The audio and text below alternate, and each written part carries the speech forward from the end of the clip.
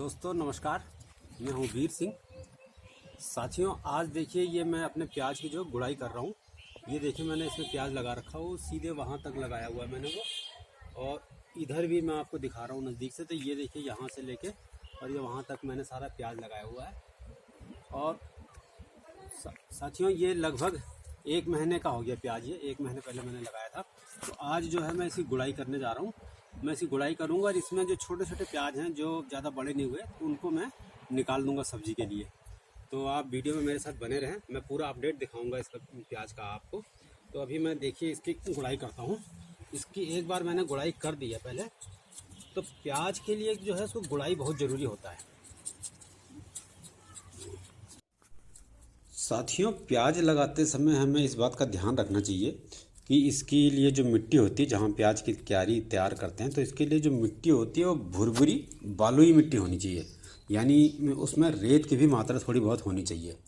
तो बलुई मिट्टी होने से फ़ायदा ये रहता है कि इसकी जब ये प्याज का कंद बढ़ता है नीचे, तो ये आपस में मिट्टी चिपकती नहीं है, भुरभुरी हो जाती है। तो प्याज के कंद को बढ़ने के लिए जगह मिल जाती है आसानी से। अदरवाइज़ क्या होता है कि जब हम पानी डालते हैं खेत में और अगर वो चिकनी मिट्टी चुपड़ी मिट्टी होती है तो फिर जकड़ जाती है और प्याज का कंद आपस में जल्दी से फैल नहीं पाता। तो इसलिए इसको भुरभुरी मिट्टी में लगाना चाहिए। रोपाई के समय हमें इस बात का ध्यान रखना चाहिए, जब हम इसके लिए खेत तैयार करें तो हमें अच्छे से उसकी खुदाई करनी चाहिए, मुलायम कर देना चाहिए अच्छे से। और प्याज की पौध जब हम लगा रहे होते हैं तो उस वक्त मिट्टी में हमें थोड़ा सा डीएपी का भी छिड़काव कर देना चाहिए। रोपाई के करने के बाद 15 से 20 दिन के बाद इसमें हम एनपीके भी कुछ मात्रा में दें। उससे ये रहता है कि पत्ते पीले नहीं पड़ते।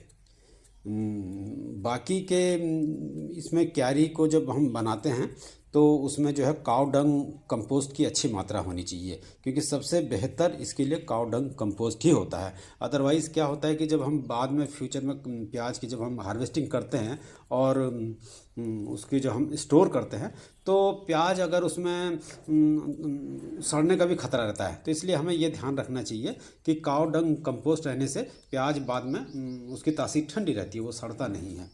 तो इस तरह से बहुत सारी चीज़ों का हमें ध्यान रखना चाहिए जब हम इसकी गुड़ाई निराई करते हैं। तो प्याज के लिए कम से कम हमें 2 या 3 बार अच्छे से इसकी गुड़ाई करनी पड़ती है, कि 20-25 दिनों के अंतराल में। जैसे आपको डिपेंड करता है कि आपका बगीचा किस तरह का, आपने मिट्टी जो लगाई है वो किस तरह की है। तो क्योंकि वो उसमें जब हम प्याज को पानी भी अच्छी मात्रा में चाहिए होता है, समय समय पर हमें ये देखना पड़ता है कि उसमें सूखापन ना रहे। उससे क्या होता है कि जब आप पानी का छिड़काव करेंगे और फिर उसकी गुड़ाई करेंगे तो उसके कंद फैलते हैं। तो ये देखिए साथियों, मैंने ये कुछ हरा प्याज निकाल दिया जिसको हम कहते हैं स्प्रिंग ऑनियन। तो ये सब्जी के रूप में और सलाद के रूप में बहुत फ़ायदेमंद होता है, क्योंकि इसके अंदर vitamin C, vitamin A, B2 और कैल्शियम जैसे भरपूर विटामिन होते हैं। तो इसकी अब हम सब्जी बनाएंगे, ये भी हमारे लिए बहुत फ़ायदेमंद होता है। तो साथियों, अब ये देखिए मैं आज जो है प्याज की हार्वेस्टिंग कर रहा हूँ। अब देखिए प्याज की हार्वेस्टिंग करने के लिए हमें कैसे पता चलेगा कि प्याज को हमें कब उखाड़ना चाहिए। तो उस बात का हमें ध्यान रखना कि प्याज 2-3 महीने के बाद जब भी आपको हो तो उसका जो तना होता है वो उसकी गर्दन जिसको हम कहेंगे वो गिर जानी चाहिए, लुढ़क जाती है। तो पत्ते पीले पड़ने शुरू हो जाते हैं और जब उसका तना जो होता है प्याज के कंद के ऊपर वो गिर जाए नीचे को, अपने आप लुढ़कने लगे, तो ये समझ लीजिए आप कि अब ये हार्वेस्टिंग का इसका समय आ गया है। तो ये देखिए मैंने अभी कुछ मात्रा में, अभी मैंने सारा नहीं निकाला है क्योंकि मैंने इसको 2-3 फेस में लगाया था। तो मैं इसकी हार्वेस्टिंग भी करीब 2 या 3 फेसों में करूँगा। तो अभी मैंने कुछ मात्रा में, आधे के आसपास मैंने आज हार्वेस्ट किया है क्यारी से। तो अब इसको मैं निकाल रहा हूँ। तो प्याज को क्या होता है कि अभी ये हरापन तो है, इसके अंदर पानी की मात्रा है, अभी हरापन है।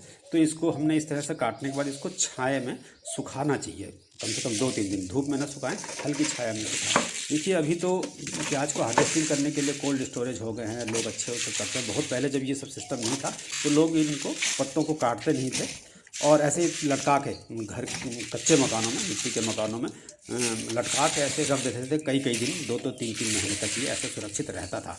तो उससे क्या होता है कि प्याज सड़ता नहीं। अदरवाइज प्याज को अगर हम स्टोर कर देंगे तो अब जैसे ही जुलाई अगस्त में, मतलब जून जुलाई अगस्त में गर्मी बहुत ज़्यादा होती है तो उस वक्त ये सड़ने का खतरा रहता है। तो आप इस तरह से या तो टोकरी हो, बांस की टोकरी में, या इस तरह की प्लास्टिक टोकरी में जहाँ हवा का आना जाना है, हवा का वेंटिलेशन अच्छा सिस्टम बना रहे वेंटिलेशन का उसमें, तो ऐसी जगह आप इसको स्टोर कर रखें। तो मैं भी जो है, मेरे पास ऐसे 2-3 टोकरे हैं तो मैं उनमें रख रहा हूँ इसको, ताकि ये हवा भी इसको मिलती रहे। तो साथियों, ये मैंने आपको प्याज के बारे में एक छोटी सी जानकारी दी। वीडियो अगर आप अच्छा लगा हो तो वीडियो को लाइक करें, शेयर करें और मेरे चैनल को भी सब्सक्राइब कर दें। Thank you.